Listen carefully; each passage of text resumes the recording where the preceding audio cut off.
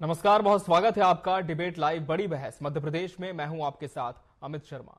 नवरात्रि यानी शक्ति की भक्ति का पर्व, जो नारी ममत्व भाव से परिपूर्ण है, वो समय आने पर दुनिया को अपनी शक्ति से भी रूबरू करवा रही है। मध्य प्रदेश में भी नारी शक्ति सत्ता के साथ शासन में भी अपनी भागीदारी निभा रही है। सरकार का दावा है कि मध्य प्रदेश में नारियों की स्थिति सम्मानजनक वृद्धि के साथ देखी गई है और लगातार हर क्षेत्र में उनकी सहभागिता है। लेकिन वहीं अगर हम विपक्ष की बात करें तो विपक्ष ने इस पर भी सवाल खड़े किए हैं। कांग्रेस ने महिला आरक्षण के बावजूद रोजगार में पर्याप्त सुधार नहीं होने, लाडली लक्ष्मी बहना योजना में भ्रष्टाचार होने और यहां तक महिला सुरक्षा को लेकर काफी चिंता जाहिर की है। देखिए इस रिपोर्ट में।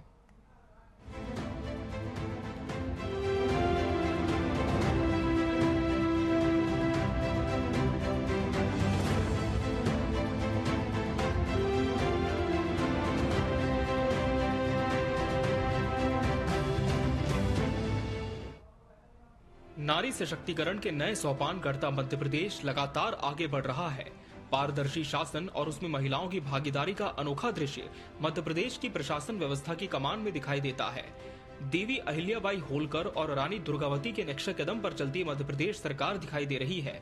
इसी नारी सम्मान, शक्ति, शौर्य की बात करते मध्य प्रदेश की मुखिया डॉक्टर मोहन यादव कई मंचों पर दिखाई देते हैं। नारी सशक्तिकरण को लेकर भी हमारी सरकार ने एक सप्ताह मनाने का निर्णय किया है। आज से लगा करके पूरे नवरात्रि तक बहन के लिए मार्शल आर्ट स्कूल में सिखाया जाएगा। आज एक और यहीं पर 55,45,000 से अधिक वृद्धजन कल्याणी दिव्यांग हितग्राहियों के खाते में भी उनके महीने के सितंबर महीने के 332 करोड़ 71 लाख की पेंशन भी डाली गई है। जोरदार अभिनंदन करो। महिला बाल विकास विभाग की आला अधिकारी सोफिया कुरैशी भी इसका बड़ा उदाहरण है। अपनी जिम्मेदारी के साथ सोफिया कुरैशी भी महिलाओं के लिए बेहतर काम कर रही हैं। देखिए, महिला सशक्तिकरण हमारे विभाग का मैंडेट है, दायित्व है और इस बात की मुझे बहुत खुशी है कि महिला सशक्तिकरण और इस पूरे विभाग पर जो हमारा बजटरी आउटले है उसमें बहुत गुना वृद्धि हुई है इस वर्ष, जिससे कि ये स्पष्ट है कि महिला सशक्तिकरण कहीं ना कहीं सरकार के फोकस में है ही। इसके साथ में हमारी बहुत सारी योजनाएं हैं जो महिलाओं को इमरजेंसी में रिलीफ देने के लिए हैं, जैसे वन स्टॉप सेंटर है, महिला हेल्पलाइन है, इमरजेंसी नंबर डायलिंग है। तो इस तरह के बहुत अच्छे अच्छे कंसेप्ट हैं जो महिला बाल विकास विभाग के थ्रू एक आम तौर पर समाज में महिलाओं की जो भी समस्याएं हैं या वो जो आगे बढ़ने के लिए उनके जो रोड़े आ रहे हैं उन पर हम लोग का कोशिश है कि हम कुछ प्रभावी इम्पैक्ट दे सकें। महिलाओं को प्रशासनिक पदों पर नियुक्त करने के पीछे मुख्यमंत्री डॉक्टर मोहन यादव की सोच मानी जा रही है। उनके कार्यकाल में 10 जिलों की कमान महिलाओं को दी गई है, जबकि उनके मुख्यमंत्री बनने से पहले ये संख्या मात्र 3 से 4 जिलों तक सीमित थी। ये एक बड़ा बदलाव है। मध्य प्रदेश के जिन जिलों में महिलाएं कमान संभाल रही हैं, वे वहां व्यवस्था को मजबूत और प्रभावशाली बना रही हैं। मैंने ये देखा है कि महिलाएं जो है वो एक तो बहुत सिंसियर है और बहुत संवेदनशील है और ऑनेस्टी में भी बहुत अच्छी परसेंटेज में महिलाएं जो है वो ईमानदार रहती हैं, अपने वर्क के प्रति भी ईमानदार रहते हैं और हर तरह से उनका जो जिम्मेदारी है उसको अच्छी तरह से निभाने की कोशिश करते हैं।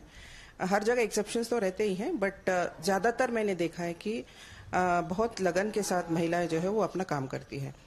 इधर कांग्रेस ने सरकार के नारी सम्मान और सुशासन के दावों पर सवाल उठाए हैं। उसका कहना है कि महिला सुरक्षा की स्थिति अब भी चिंताजनक है। कांग्रेस ने महिला आरक्षण के बावजूद रोजगार में पर्याप्त सुधार नहीं होने का आरोप लगाया है। ग्रामीण क्षेत्रों में महिला श्रमिकों की स्थिति पर भी कांग्रेस ने असंतोष जताते हुए कहा कि सरकार के दावे सिर्फ प्रचार तक सीमित हैं।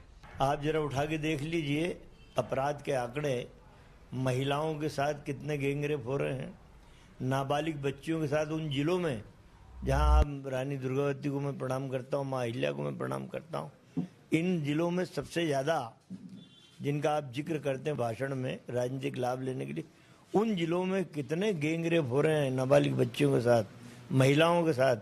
ये बात सुधारो, फिर महिला सशक्तिकरण की बात करो, कांग्रेस साथ देगी। लेकिन जहां अन्याय हो रहा महिलाओं के साथ उसकी बात पहले करना चाहिए। मुख्यमंत्री ने ऐतिहासिक महिला शासकों रानी अहिल्याबाई होलकर और रानी दुर्गावती के नेतृत्व को प्रदेश के लिए आदर्श माना है। यही वजह है कि उनकी शासन व्यवस्था को आज के प्रशासन में एक मॉडल के रूप में अपनाया जा रहा है। भोपाल से टीवी 24 के लिए प्रिंस गुप्ता की रिपोर्ट। तो शक्ति पर्व और सुशासन, आज इसी विषय पर हम चर्चा करेंगे और इसके लिए आज हमारे साथ खास महिलाओं का पैनल भी जुड़ चुका है। हमारे साथ बीजेपी प्रवक्ता मंजरी जैन जी जुड़ी है। मंजरी जी, बहुत बहुत स्वागत है आपका इस चर्चा में। कांग्रेस प्रवक्ता हिमानी सिंह जी प्रतिपक्ष का पक्ष रखेंगे। हिमानी जी, आपका भी बहुत बहुत स्वागत है। वरिष्ठ पत्रकार के.एस. चाइनी जी भी इस चर्चा का हिस्सा है। के.एस. चाइनी जी, आपका भी बहुत बहुत स्वागत है।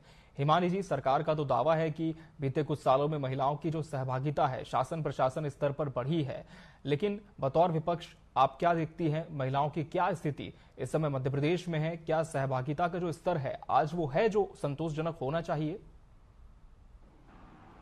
देखिए, पहली बात तो ये जो सवाल की शुरुआत से शुरू करती हूँ कि पिछले कुछ सालों में, अभी आप ही की बाइट की कि पिछले कार्यकाल में 3 से 4 महिला प्रशासनिक अधिकारी थी। इस बार तो मोहन यादव जी जो है वो कांग्रेस को चैलेंज नहीं कर रहे हैं, वो शिवराज सिंह चौहान जी के कार्यकाल को चैलेंज कर रहे हैं। और हम सब बिना सोचे समझे ये इस बात पे आ गए हैं कि ये जो पहले वाली जो सरकार थी वो शिवराज सिंह चौहान जी भारतीय जनता पार्टी के मुख्यमंत्री थे, और आलोचना करने के मामले में उनको भी कहीं ना कहीं हिडन रूप से नाम लेके नहीं कही जाती। एक बार शिवराज सिंह चौहान जी जब मुख्यमंत्री पद से हटे थे तब उन्होंने अपना दर्द भी बताया था कि कुछ लोग जो पहले मुझे अपना भगवान माता पिता सब समझते थे, अब वो कहीं बंगले के आसपास भी नहीं दिखते। तो पूरी भारतीय जनता पार्टी मध्य प्रदेश की उसी उसमें लग गई है कि जो पहले वाला शासन था वो कांग्रेस का नहीं था, आप ही का था, जिसमें 3-4 प्रशासनिक अधिकारी थे और अब थे।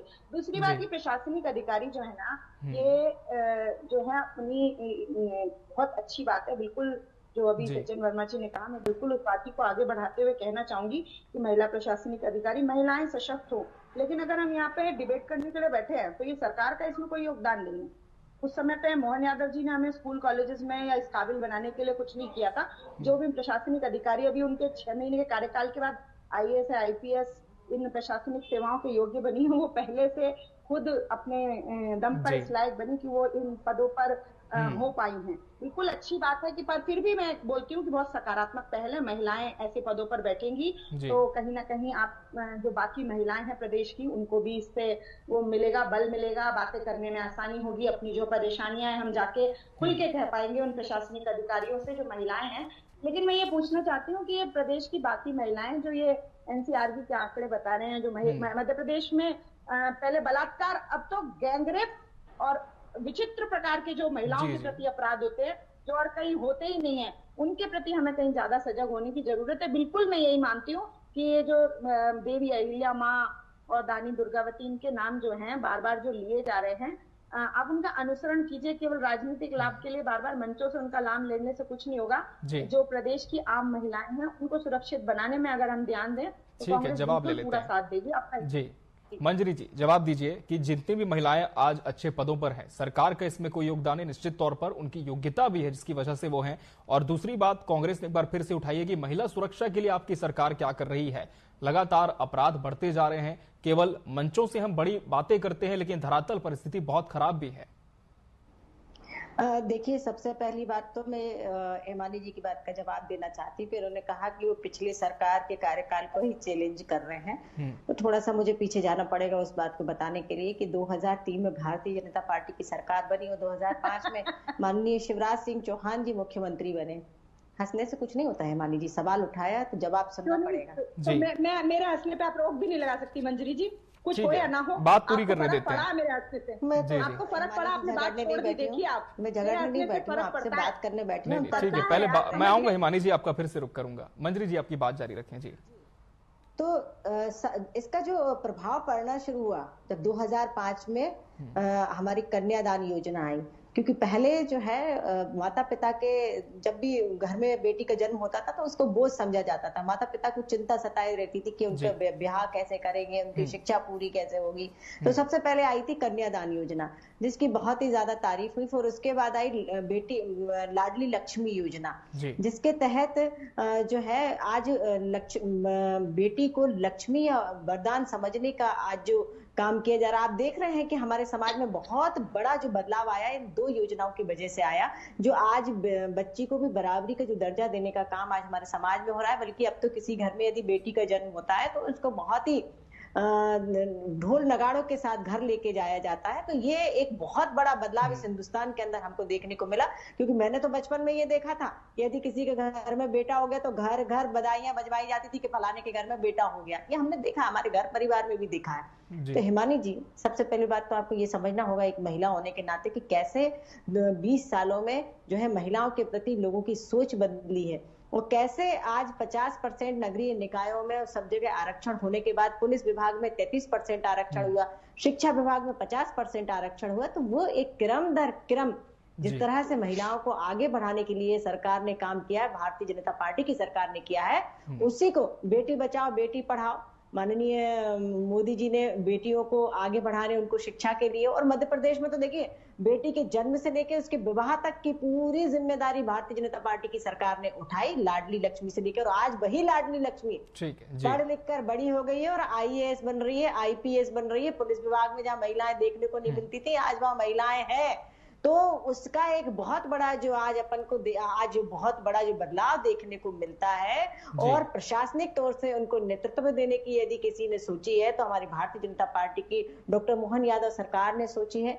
और नेतृत्व देने की, राजनीतिक सहभागिता सुनिश्चित करने के लिए, नीति निर्धारण सुनिश्चित करने के लिए यदि महिला बिल को लाया गया, महिला आरक्षण बिल को लाया गया, तो भारतीय जनता पार्टी की सरकार में माननीय नरेंद्र मोदी जी के नेतृत्व में लाया गया। तो एक बहुत बड़ा जो बदलाव आज देखने को मिल रहा है, तो वो इन्हीं नीतियों के कारण मिल रहा है। तो ये बात हिमानी जी को समझना पड़ेगी और कांग्रेस को भी समझना पड़ेगी कि किस तरह से भारतीय जनता पार्टी की सरकार सकारात्मक रूप से महिला सशक्तिकरण के लिए काम कर रही है, और उनकी हर जगह सहभागिता सुनिश्चित करना, उनकी शिक्षा से लेके उनको आर्थिक स्वावलंबन प्रदान करने के लिए, हर सामाजिक स्तर से उनको बराबरी देने के लिए भारतीय जनता पार्टी की डॉक्टर मोहन यादव की सरकार जो है वो उसको आगे, जो हमारी रीति नीति उसको आगे बढ़ा रही है। और माननीय डॉक्टर मोहन यादव जी जो है वो आगे बढ़कर महिला सशक्तिकरण के क्षेत्र में अनूठे कार्य कर रहे हैं और ऐतिहासिक कार्य कर रहे हैं। तो मैं उनको बहुत बहुत बधाई देती हूँ, और एक महिला होने के नाते, भारतीय जनता पार्टी की प्रवक्ता होने के नाते नहीं, एक महिला होने के नाते मैं उनको बहुत बहुत धन्यवाद देती हूँ, और माननीय मोदी जी को, माननीय मुख्यमंत्री जी को। ठीक है, के सैनी जी, क्या केंद्र और राज्य सरकार की नीतियों का परिणाम आप देखती हैं कि महिलाओं की जो सहभागिता है वो काफी क्षेत्रों में बढ़ी है, चाहे हम शासन स्तर की बात करें, प्रशासनिक अमले की बात करें, और वर्तमान में जो स्थितियां हैं ऐसे किस तरह से आप देखती हैं?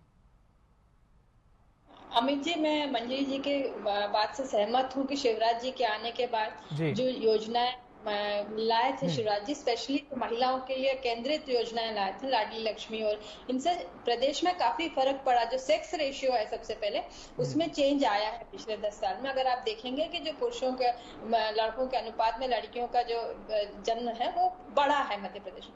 पर मेरा ये कहना है कि जो भी महिलाएं आगे बढ़ी हैं जो है वो उनकी अपनी काबिलियत से बढ़ी हैं, और आज राजनीति दलों को उसका फायदा दिख रहा है। आज महिलाएं जो निकल के आके वोट डालती हैं, 50% से ऊपर महिलाएं का वोट परसेंटेज रहता है। कई बूथ में आपने देखा होगा महिलाएं ज्यादा रहती हैं पुरुषों के मुकाबले। तो आज जो है उनका एक अस्तित्व जो है वो राजनीतिक दलों के लिए एक फायदा दिखता है। उसमें महिलाओं का वोट एक बहुत डिसाइसिव वोट होने लगा है। पहले जो परिवार कहते थे वहीं वोट डालते थे, लेकिन आज जो साक्षरता बढ़ी है, अवेयर बढ़ा है, जो शक्ति वो हुआ है, तो उससे बदलाव आया है, और उससे वजह से राजनीतिक दल आज महिलाओं की तरफ देख रहे हैं और उनके लिए इस तरह की योजनाएं और मंच से जो बात कही जाती है। लेकिन मुझे लगता है 10-12 महिलाएं नहीं, हमारे प्रशासनिक सेवाओं में 50% जो है महिलाएं होनी चाहिए, जिस तरह से उनकी काबिलियत है। और एक और बात मैं कहती हूँ कि महिलाएं जब काम करती हैं तो वो उनका आउटपुट बहुत अच्छा होता है, वो सिंसियरली काम करती हैं, जिस तरह से जो उनका कार्य होता है और जो लगन से करती हैं वो बाकी जगह नहीं दिखता। तो मुझे लगता है ये सरकार के लिए भी अच्छा है, जब अगर महिलाओं को आगे करेंगे, महिलाओं को एक बागडोर संभालने का मौका मिलेगा, तो मुझे लगता है प्रदेश के लिए भी उसका लाभ मिलेगा। ये ना कि मतलब महिलाओं को कोई एहसान नहीं करे, वो महिलाओं की जो प्रतिभा है उसके अनुसार उनको मिल रहा है। तो ये इसका जब लाभ उठाते हैं पॉलिटिकली, वो अलग बात होती है। बिल्कुल, तो कहीं ना कहीं हम कह सकते हैं कि 55 जिलों में से 10 जिलों की जो कमान है कलेक्टर, वहां पर महिलाएं हैं, 5 मंत्री हैं। लेकिन हिमानी जी, स्वावलंबन शब्द का एक बार फिर से इस चर्चा में जिक्र हुआ है, जैसे कि मंजरी जी ने कहा है कि महिलाएं पहले से आत्मस्वावलंबी हुई हैं, और जो सहभागिता है, जो हम देख रहे हैं कि लगातार जो उन्नयन है महिलाओं का, वो इसी वजह से हो रहा है, जैसे कि बीजेपी का कहना है कि केंद्र और राज्य सरकार की नीतियां हैं जो इन्हें प्रोत्साहित कर रही हैं। क्या इससे सहमति आप रखती हैं? देखिए, मैं इस बात को इस तरह से देखना चाहूंगी कि आप किसी भी तरीके से बोल लीजिए, आज आपकी सरकार है, मोहन यादव जी की अभी 7-8 महीने की सरकार है, वो कह दें कि उन्होंने ही महिलाओं को IPS बनाने लायक बनाया, तो ठीक है, आप और हम थोड़ी सी आलोचना कर लेंगे, रोक तो सकते नहीं है, वो मुख्यमंत्री के पद पर बैठे हुए हैं, राजद्रोह का केस हो सकता है हम पे अगर हमने ऐसा कुछ किया तो लेकिन ये है कि ग्लोबलाइजेशन जिस टाइप से हो रहा है और लड़कियों के पढ़ने और उनके शिक्षित परिवारों के उसमें जो जागरूकता आ रही है, उसके दम पर मैं 2003 में शादी होकर मध्य प्रदेश आई थी और मैं सशक्त थी, उत्तर प्रदेश से आई थी, तब वहां पर भारतीय जनता पार्टी की सरकार भी नहीं थी और मैं पढ़ी लिखी थी तब पहले से। तो ये आजकल चल रहा है, मेरे कोई भाई भी नहीं है, मैं अपने माता पिता की 3 बेटियों में से एक हूँ, तो ये जागरूकता है, ये एक समय के साथ अपने आप आ रही है। अब माता पिता बहुत वो हो रहे हैं, ठीक है, मानती हूँ मैं, ऐसा नहीं, मंजरी जैन जी की बात से बिल्कुल असहमत नहीं हूँ कि बेटियों के पैदा होने पर जिस तरह से पहले वो होता था उस तरह, पर उसके मामले में जागरूकता आई है। मैं किसी भी ऐसे माता पिता को नहीं जानती,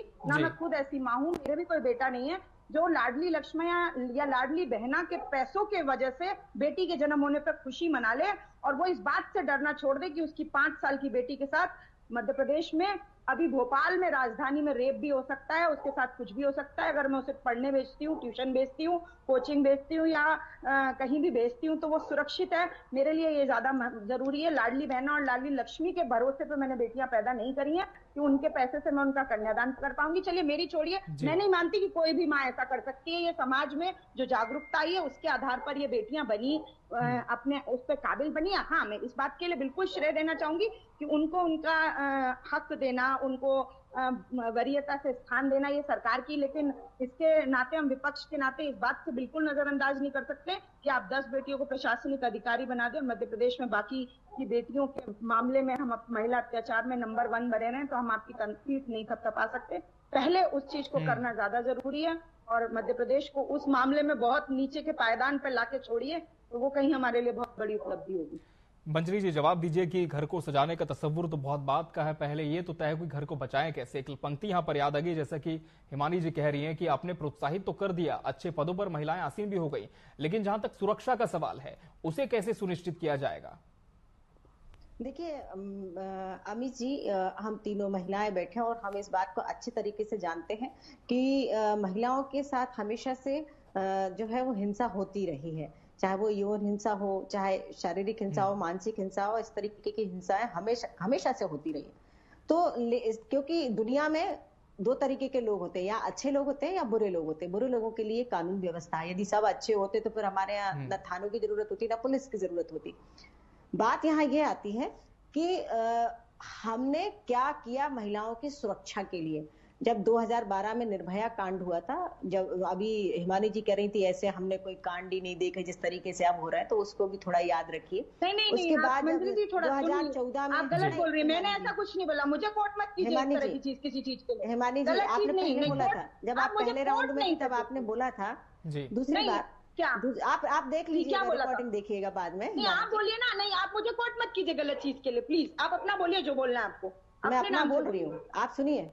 जब आपकी बारी आए तब आप मेरी बात का प्रतिकार कर दीजिएगा। तो हमने ये देखा, लेकिन अब महिलाओं में जागरूकता आई और इस बात को वो उठाने लगी। पहले थानों की ये हालत थी कि महिलाएं क्या, एक आम आदमी भी अपनी रिपोर्ट दर्ज कराने जाने में थाने में डरता था, ऐसा माहौल था थाने का। लेकिन आज थानों के अंदर जब से 1 स्टॉप सेंटर बना है तब से वहां महिला पुलिसकर्मी है। यदि किसी भी महिला के साथ, बच्ची के साथ कुछ किसी तरीके का कोई घटना घटित होती है तो प्राथमिकी तौर से वहां पूर्ण सुरक्षा, और यदि प्राथमिक तौर से चिकित्सीय कुछ जरूरत है तो उनको मेडिकल भी उनको उपलब्ध कराया जाता है, फर्स्ट एड उनको दिया जाता है।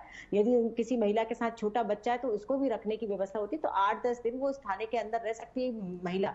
ये व्यवस्था पहले नहीं थी अमित जी। मैं इसलिए बता रही हूँ कि मैंने बहुत डीपली महिलाओं के और बच्चों के क्षेत्र में काम किया है।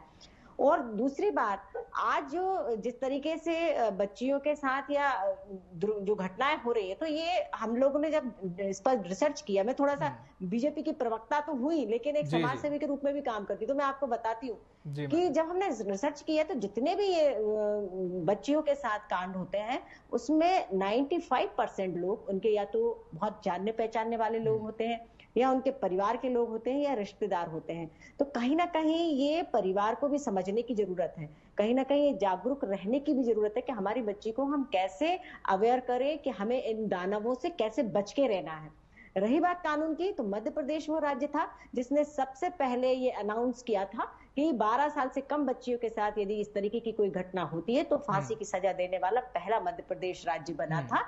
और इस दिशा में लगातार सरकारें काम कर रही हैं, प्रशासन काम कर रहा है। हेल्पलाइन नंबर भी दिए गए हैं जो 24 घंटे जो है हम कभी भी शिकायत कर सकते हैं, उनकी लोकेशन ट्रेस कर ली जाती है। तो ऐसी बहुत सारे काम जो है हो रहा है। पहले यदि किसी महिला या बच्ची के साथ, देखिए अमित जी, अगर कोई घटना घटित हो जाती थी तो हम परेशान होते थे कि हम उस बच्ची को कहाँ रखें, उस महिला को कहाँ रखें, क्योंकि थाने में हम रात में रख नहीं सकते थे। थाने में बच्चियों को या महिलाओं को रखना अलाउ नहीं था। तो उनको इस दिशा उस सिचुएशन में हम कैसे हैंडल करते थे, तो हमें सरकारी मदद लेना पड़ती थी, प्राइवेट लोगों से मदद लेना पड़ती थी कि हमें एक रूम या एक घर सुरक्षित चाहिए जो इस महिला के साथ कोई घटना घटित हो गई है, हमें वहां रखना। लेकिन सरकार ने इस तरफ चारों तरफ सोचा। आज थानों के अंदर इस तरीके की व्यवस्था कर दी गई जो एक पारिवारिक माहौल के अंदर वहां महिला अपनी बात सुनाती है और जाकर रखती है। आज लोग अवेयर हो गए, बात उठाने लगे। पहले तो एफआईआर तक दर्ज नहीं होती थी। अगर आज एक छोटी सी भी घटना होती है तो लोग जाकर उसकी एफआईआर दर्ज करते हैं और कानूनी कार्रवाई होती है और त्वरित कार्रवाई होती है और दोषियों को सलाखों के पीछे भेजने का काम भारतीय जनता पार्टी की सरकार बखूबी कर रही है। ठीक है, जवाब दीजिए हिमानी जी। हालात बदले हैं, कानून के लिए भी कदम उठाए गए हैं। बहुत ही ज्यादा मेरा दिमाग जो है थोड़ा हिल गया कि मंजरी जी क्या बखान कर रही हैं कि अपराध होता है तो इस तरह बैठने की जगह मिलती है। मतलब हम क्या बोल रहे हैं कि महिलाओं के साथ अपराध होता है तो उसके बाद उनको क्या क्या सुविधाएं सरकार द्वारा दी जाती है, इसका बखान करने की स्थिति है मध्य प्रदेश की। आप ये कह रहे हैं कि बच्चों के प्रति जो अपराध होता है उसके प्रति परिवार को जागरूक होने की जरूरत है और बच्चियों को, लेकिन जो बच्चियां आईएएस आईपीएस बनी है उसका क्रेडिट सरकार लेगी। उसको माता पिता ने उनको पढ़ाया लिखाया नहीं है, इस काबिल नहीं बनाया है, वो आईएएस आईपीएस बनी है तो ये सरकार को क्रेडिट है। और जो बच्चियों के साथ अपराध हो रहे हैं वो पड़ोसी, परिवार, रिश्तेदार, उन लोगों को कहीं ना कहीं ये सरकार की जिम्मेदारी नहीं है कि इस तरह के कोई भी व्यक्ति किसी तरह का अपराध करता है तरह तरह के वर्कशॉप लगाए जाने की आवश्यकता है। लड़कियों को इस तरह से खुद सजग करने की आवश्यकता है। सरकार के स्तर पर लड़कियों को इन चीजों को अपराध होने से पहले लोगों को ये क्या बखान कर रहे हैं, मतलब किस तरह के समाज में बैठ के बात कर रहे हैं कि हम अपराध होने के बाद बेटियों को थाने में सुविधा मिलती है, पुलिस अधिकारी होते हैं, ये बातें करने के लिए कि मतलब ठीक है अपराध होते हैं पर उसके बाद हम ये सुविधा देते हैं। मैं तो मतलब इस उन्होंने कहा कि मध्य प्रदेश भी ऐसा पहला राज्य बना जिसने कड़े कानून के लिए भी कदम उठाए हैं। जी, कड़े कानून आपने सुना उनके शब्द की वो पूरा हमने सुना बैठने की जगह बनाई गई है। नहीं, ये क्या किस तरह की बातें कर रहे हैं हम कि आप अपराध करवाइए अपने साथ, आपको थाने में बैठने की बढ़िया सुविधा मिलेगी, आप अपराध करवाइए और उसको अर्ज भी करवा सकती है। मुझे आपको समझाना भी नहीं है, मैं आपसे हाथ जोड़ रही हूँ, मुझे आपको समझाने में कोई दिलचस्पी भी नहीं है। जिस तरह का बयान अभी आपने दिया बहुत ही ज्यादा, मुझे उससे बहुत संवेदनशील बयान है। आप इसको खुद सुनिएगा और सोचिएगा आप क्या बोल रही हैं। मंजरी जी जवाब दीजिए जी, फिर के शाइनी जी का रुख करेंगे। जी मंजरी जी, जब वो आपकी जो नेता है वो कहती है मैं बेटी हूँ, मैं लड़की हूँ, लड़ सकती हूँ, फिर बंगाल में जब घटना घटित होती है तब वो कुछ नहीं बोलती है। जब राजस्थान आशय क्या था वो ये पूछना चाह रही है कि किस आशय से आपने ये बयान दिया अभी। जी बात कर ही नहीं रही। ठीक है हिमानी जी, जवाब दे देते हैं, फिर के शाइनी जी का रुख करेंगे। जी मंजरी जी, से भी सक्रिय रहती हूँ और जो आज एक्चुअल पोजीशन है मैंने वो बताई। आपको हर वक्त राजनीति करना है, हर वक्त आपको नकारात्मक भाव से ही काम करना है। हिमानी जी ऐसे नहीं चलता। हम लोग जब सत्ता में बैठते हैं। ठीक है केश शाइनी जी, क्या मानती है केश शाइनी जी, किस तरह के और सुधार होने की आवश्यकता आप देखती है? क्या कदम शासन स्तर पर, प्रशासन स्तर पर और उठाए जाने चाहिए जिस पर अभी ध्यान नहीं दिया जा रहा?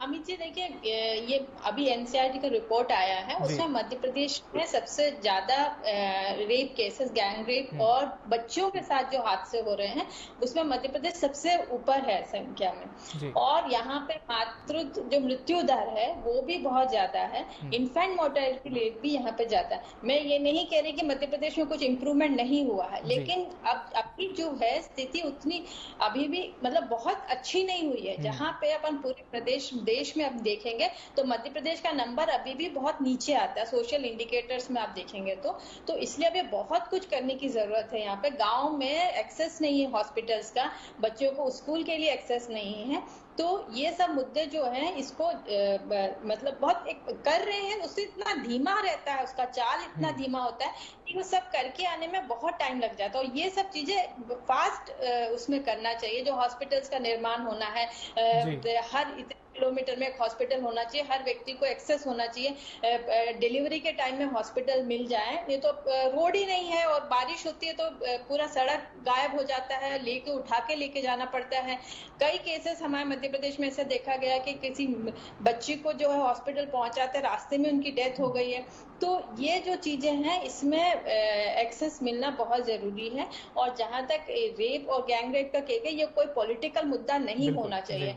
ये एक दूसरे पे ब्लेम करके इसका बहुत सीरियसनेस खत्म कर देते हैं हम। ये इतना सीरियस मुद्दा है, बच्चियों के साथ वो होता है, तो वो आप पॉलिटिकल मुद्दा बनाकर उसका जो भी गंभीरता है वो खत्म कर देते हैं।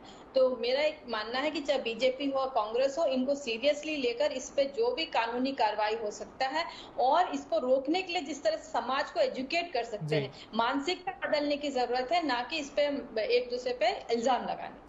बिल्कुल, कहीं ना कहीं सबको मिलजुल कर ही एक कोशिश करनी होगी। और निश्चित तौर पर जहां तक सहभागिता बढ़ाने की बात है तो उस पर भी बहुत सारी चीजों पर गौर करने की हम यहाँ पर जरूरत देखते हैं। बहरहाल समय हमारे पास इतना ही था इस चर्चा के लिए। आप सभी मेहमानों का बहुत बहुत शुक्रिया हमसे इस डिबेट में जुड़ने के लिए। इसी के साथ बड़ी बहस डिबेट लाइव मध्य प्रदेश में आज के लिए फिलहाल इतना ही। मुझे और मेरी पूरी टीम को दीजिए इजाजत। नमस्कार।